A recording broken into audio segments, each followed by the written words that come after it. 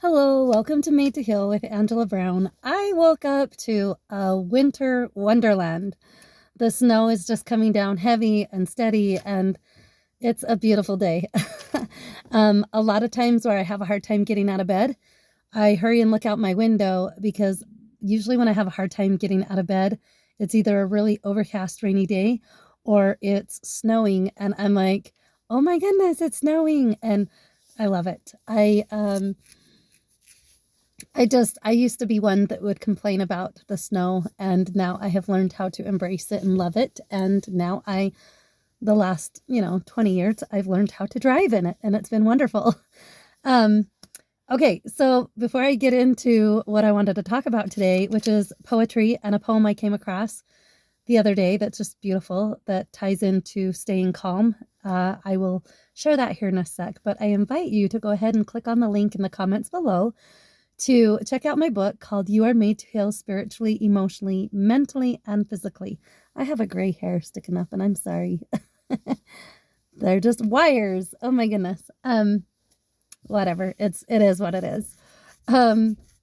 So I just was stuck for so long, 30 plus years, in a horrible mindset, childhood trauma that I didn't know how to get past, just struggled in my relationships everywhere with my kids, my husband, and other family members, and I couldn't get over the bitterness, the anger, the being in the victim mode, and it was just not good for 30 plus years. And I dealt with depression and suicidal thoughts.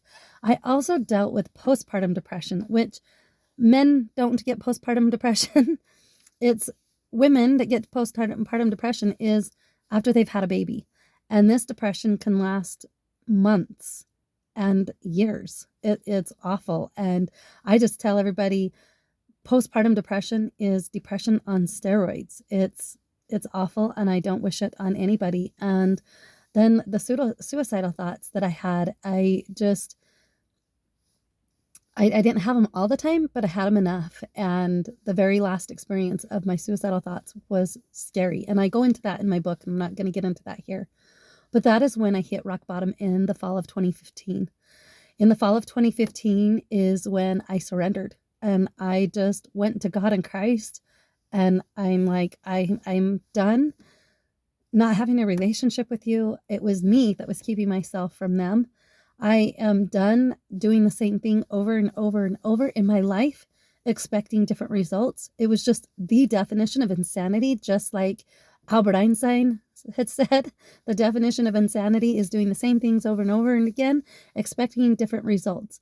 And I just knew that I was just beating my head on a brick wall, and I had a lot of generational patterns that I was continuing, and I didn't know how to break them.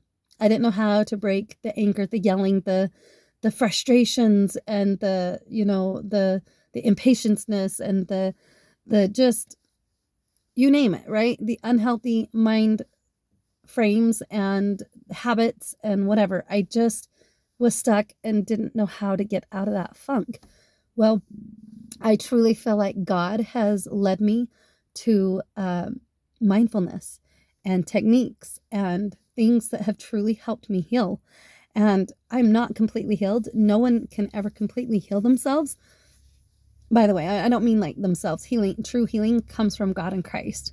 So when I say I was healed or healed myself, God is within us. Christ is within us. That is where the healing comes from. So I don't want you to misunderstand my words.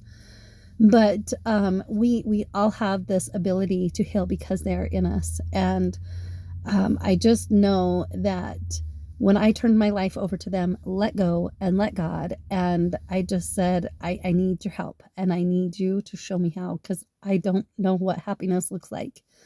You're telling me that it comes from within, but I am the most miserable person, and I don't know where to find that happiness. This scares me if it comes from within, because from within, I don't feel any of that. And so that was scary for me to venture into new territory, get out of my comfort zone. And for the last going on 10 years, I have not had depression, and I have not had any suicidal thoughts. It's been miraculous.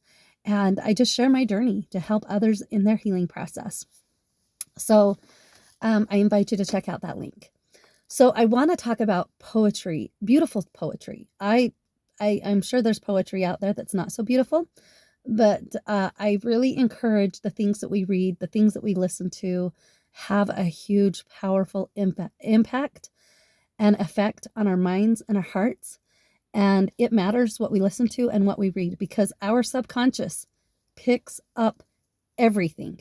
Our subconscious picks up everything. We think it doesn't matter. It doesn't matter what we listen to. As long as we like the beat, it's fine. But please pay attention to those words that you are ingraining into your body. When we take in words, it goes just like food. The food that we eat goes to our body on a cellular level. The music and the books and everything that we read gets into our bodies on a cellular level, spiritually, emotionally, mentally. And then it does have an impact on us physically, how we feel, the things that we are taking in for reading and listening to music. So it's so important. So I homeschool my kids. I feel blessed. I homeschool my kids. I'm grateful God put that desire in me to homeschool my kids. I don't do the most perfect job, but I absolutely love that my kids' curriculum includes God. And that's a whole nother topic. Maybe I will get into homeschooling, but on another video. But this poem is by a woman by the name of Elizabeth Browning. And I'm going to read it because I had my daughter copy it, because I'm like, oh my gosh, that is beautiful. And I want to do this in a video. Elizabeth Browning wrote this poem called Out in the Fields with God. And it goes like this. The little things that fretted me, I lost them yesterday. Among the fields above the sea, among the winds at play, among the lowing of the herds, the rustling of the trees, among the singing of the birds, the humming of the bees. The foolish fears of what may happen, I cast them all away.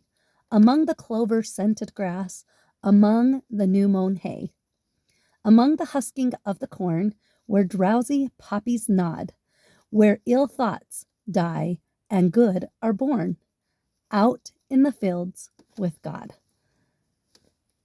That is a perfect mindfulness poem, and we are approaching the seasons, the holiday seasons, and Christian or not, there's just this hustle, bustle, busyness, and sometimes we forget the meaning of the season. And I am Christian, and I like my focus to be centered on God and Christ every day of my life. And so it's important that we don't lose sight in all the things that we got to do for holiday preparations or whatever. I think it's important that sometimes we just get so caught up commercially or whatever. It's important to not get caught up in that aspect, and to just take that time with God and allow calmness to come into our lives. God doesn't want us to feel chaos in our hearts. He doesn't want us to feel chaos within. Chaos within is stress. It's maybe stomach troubles. It's maybe getting a lot of heartburn all the time and you just aren't feeling settled inside.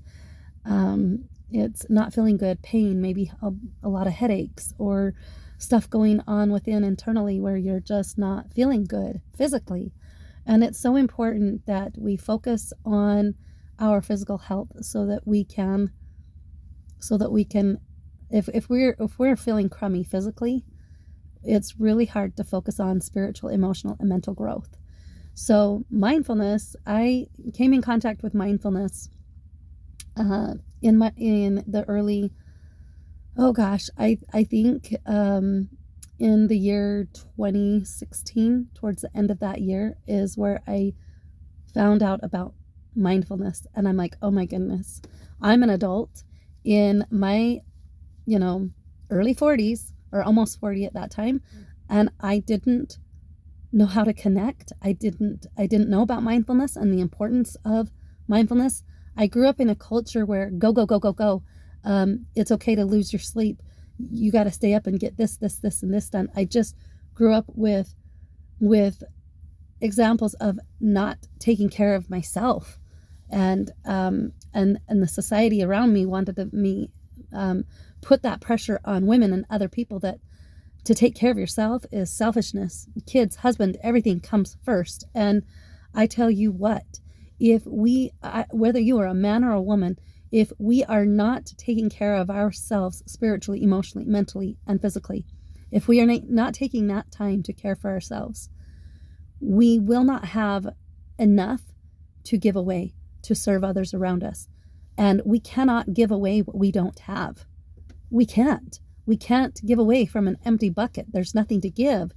And when you are depriving yourself of sleep, depriving yourself of nutrition, depriving yourself of that spiritual connection, depriving yourself of working on cleaning up this within the mind and in the heart, if we are depriving ourselves of doing any of that, then we are going to suffer. We are going to feel the ill effects of that. And in order to stay calm and connecting, mindfulness is a lot of connecting.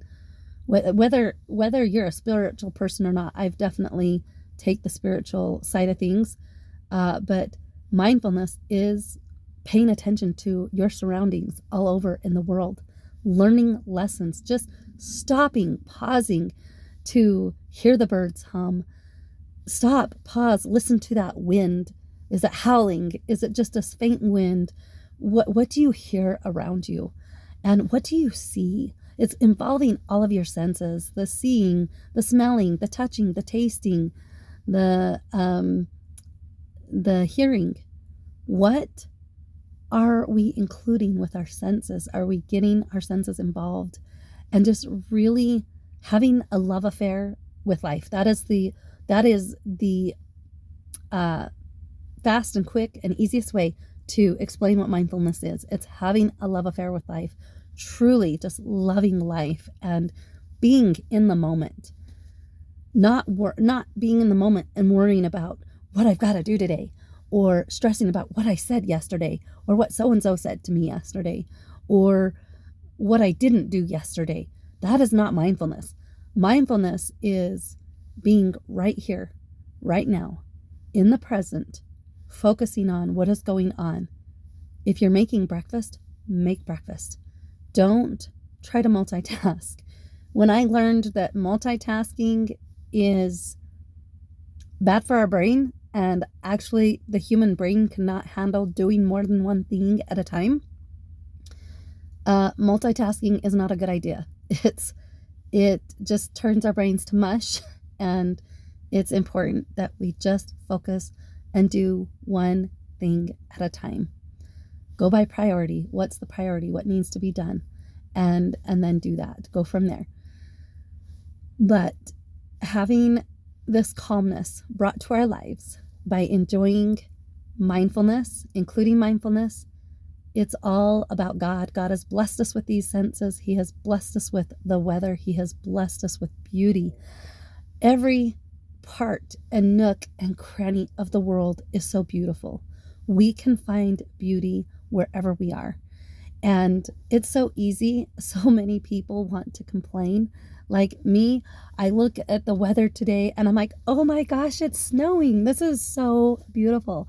And unfortunately on social media, there is a lot of complaints about, oh my gosh, it's snowing, and oh, this is awful. And it's okay. We can choose to complain, or we can choose to be grateful. And when we have gratitude, it just raises our spirits. It helps us raise our energy and helps others to add energy to their lives. So God bless. I think I might share some poetry every now and again because it's beautiful. It's there to uplift and to edify us. And it's important what we choose to fill our minds with. So God bless. Please like and subscribe to this channel. And until next time, we'll be talking to you later. Bye.